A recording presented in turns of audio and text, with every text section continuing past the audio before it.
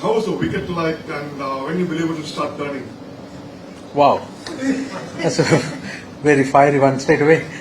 Wicket looks really good at the moment. It looks a sporting wicket at this stage, but knowing subcontinent, it can change now to the first day.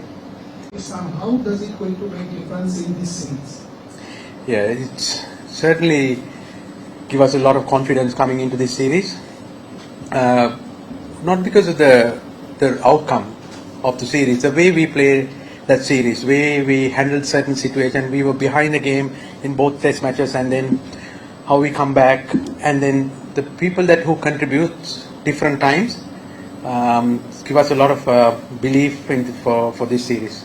When you with Bangladesh toured India in 2019, it was the baseball also with all the challenges. But do you think your guys have a much more rounded attack squad in terms of depth in batting, fast bowlers, spinners as well, to at least to give a good fight this time around? I think this probably the most rounded team that produced from Bangladesh in my previous time and this time. You rightly said that we covering a lot of bases. We got good fast bowlers. We got really experienced spin attack, and then the batting.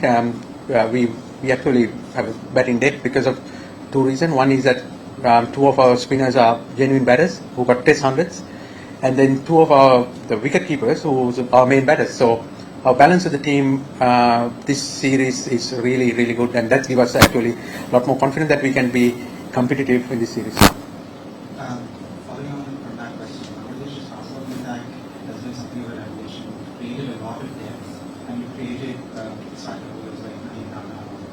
So could you talk to us about how Bangladesh have this depth of fast bowlers to this fast bowler? Yeah, I think it's a long process. It's not just happened overnight.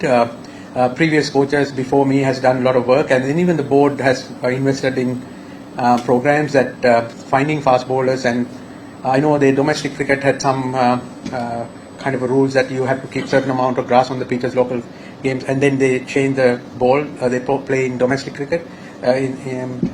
So all these factors I think help the fast bowlers to enjoy their cricket and then have success. So that success breed the selectors and who is in the authority to look at on those bowlers. And we have another few actually back home, and one of our best bowlers is still injured. So when all of these guys are available, it's really pleasing to see that we have that depth in fast bowling. Influence of Shakib and Miraj, these two guys, these two all-rounders, what do they bring to the table, and what kind of a role will Shakib play here given the kind of experience that he has? Shakib always played a huge part in Bangladesh cricket whenever he is available and playing well. I mean, obviously give us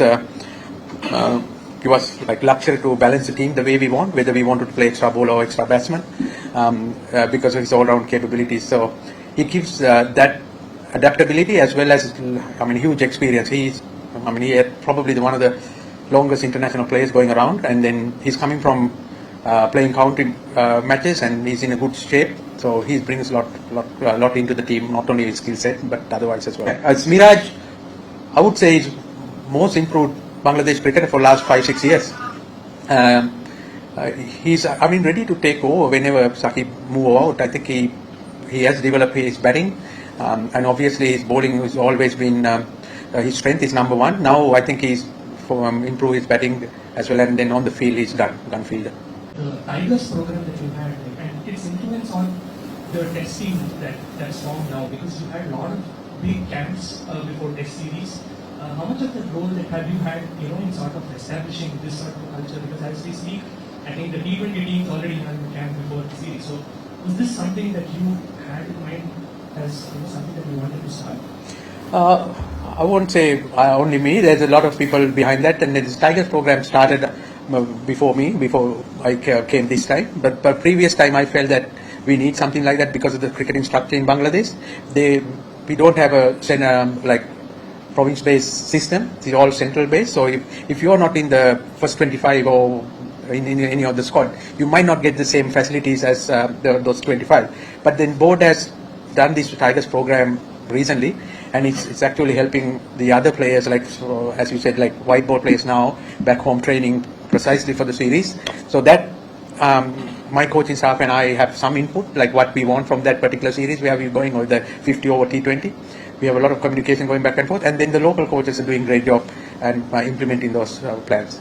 The Pakistan series victory has propelled the side to the fourth spot in the World Championship table. So, is this going to be a confidence booster for the side, or it could go the other way and become a pressure situation as well, considering that they are playing a quality side like India? Oh, pressure is a privilege. Now, I mean, it gives us a lot more belief that, and then something to look forward as well. But then we really understand where we stand and our strength and limitation. We understand that, but we are really encouraged by playing the best team in the world, like coming to India and playing against India.